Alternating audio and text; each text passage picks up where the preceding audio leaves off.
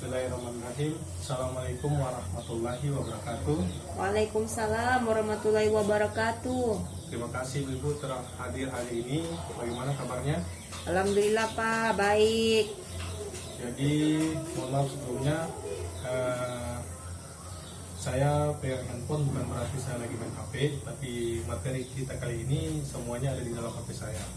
Ya Pak. Jadi pada hari ini kita akan mempelajari bagaimana caranya pengelolaan keuangan keluarga, di mana ini yang biasa sering jadi permasalahan dalam keluarga ibu-ibu. Langsung saja kita masuk. Sebelum mulai materinya, saya ingin bertanya kepada ibu-ibu, apakah ada di antara ibu-ibu yang mengalami masalah keuangan? Sering Pak, banyak. Nah, di mana istilahnya masalahnya itu lebih besar pasak daripada tiang. Artinya ibu-ibu lebih banyak pengeluarannya dibandingkan pemasukan yang diterima. Ada yang seperti itu Ibu? Ada. Jadi tujuan dari modul pembelajaran kali ini yaitu untuk memberikan pengetahuan dan peningkatan keterampilan untuk mengelola pendapatan dan pengeluaran serta mengembangkan usaha yang ada.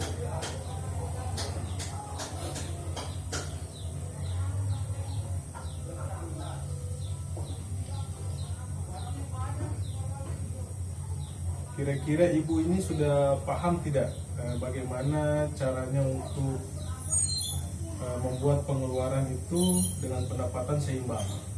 Belum Pak. Jadi kita masuk, sebelum kita mulai, kita masuk dulu ke permainan ibu-ibu.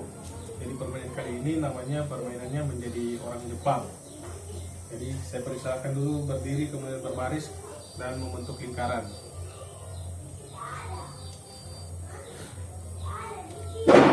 Oke, terima kasih ibu-ibu atas partisipasinya dalam permainan kali ini. Jadi supaya lebih semangat lagi, nanti saya akan menyampaikan yel-yel, yang mana setiap kali saya sampaikan yel-yel tersebut, ibu-ibu menjawab. Jadi ketika saya bilang uang tidak cukup, ibu langsung menjawab, jadi atur dong. Oke, siap ibu-ibu? Siap. Kita coba ya.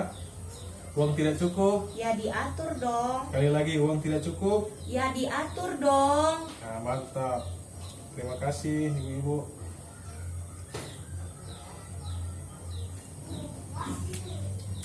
Jadi kita selanjutnya ini kita menonton dulu.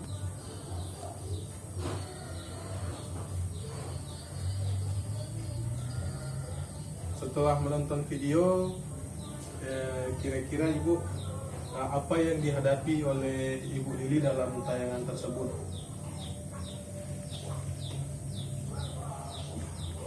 Jadi di dalam video tersebut Ibu Lili itu tidak tahu caranya mengelola keuangan rumah tangganya, sehingga sering kali kehabisan uang di akhir bulan.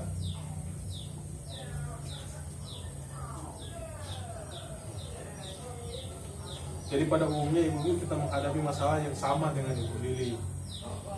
Pendapatan itu tidak sebanding dengan pengeluaran. Kita perlu lagi untuk lebih belajar untuk mengelola keuangan. Jadi sama saya juga posisinya sekarang ibu, kita sama-sama belajar, apalagi terkait pengelolaan keuangan.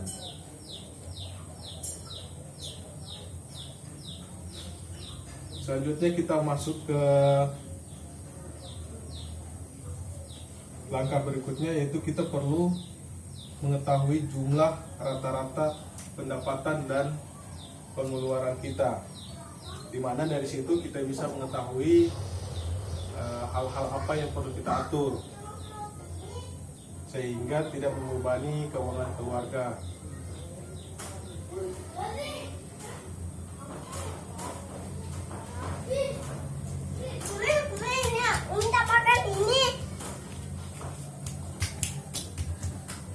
Selanjutnya ibu-ibu kita perhatikan pada flip chart ini. Di sini dijelaskan bagaimana caranya kita untuk mencatat setiap pengeluaran dan pemasukan yang kita punya.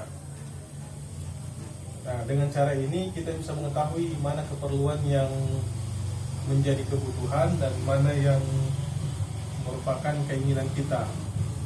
Jadi kalau kebutuhan itu memang hal yang wajib untuk dipenuhi, sedangkan untuk keinginan masih bisa ditunda bahkan bisa dibatalkan.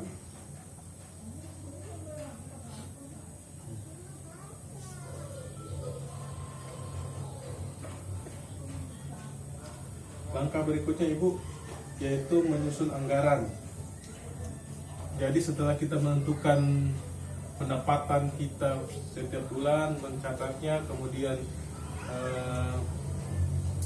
mencatat pengeluaran kita, dari situ kita bisa menyusun anggaran keluarga ibu-ibu, di mana kita wajib membatasi untuk mana yang tadi saya bilang bahwa ada yang merupakan kebutuhan dan ada yang merupakan keinginan.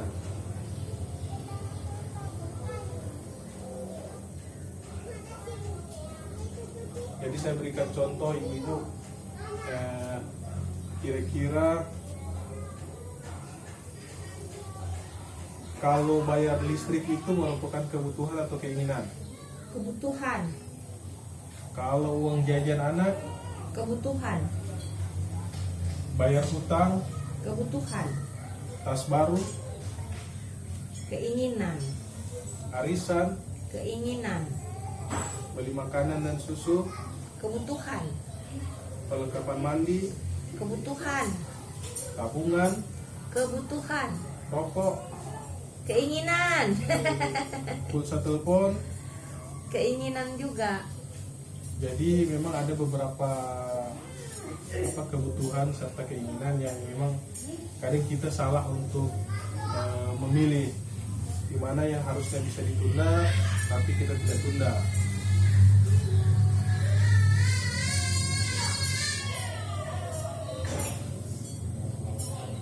Seperti contohnya ini tadi ada tas baru, itu kan merupakan keinginan anak. Jika memang tas anak itu masih layak untuk digunakan, kita beri pemahaman kepada anak untuk bisa menggunakan dulu tasnya. Nanti jika ada uang yang lebih, baru kita berikan yang baru.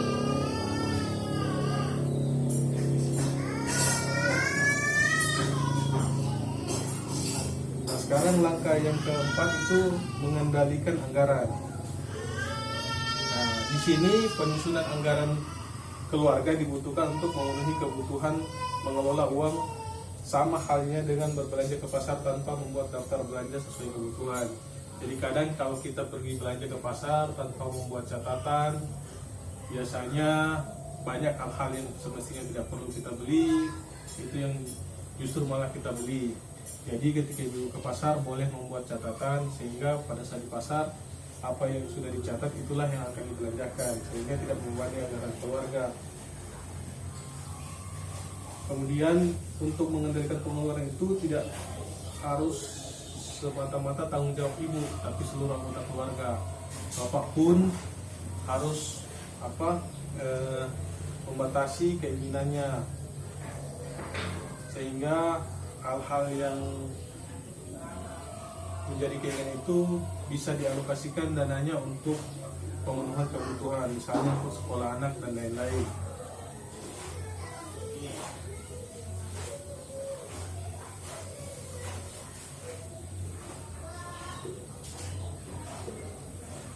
Jadi ibu-ibu, setelah penyampaian tadi, kira-kira apa yang dapat ibu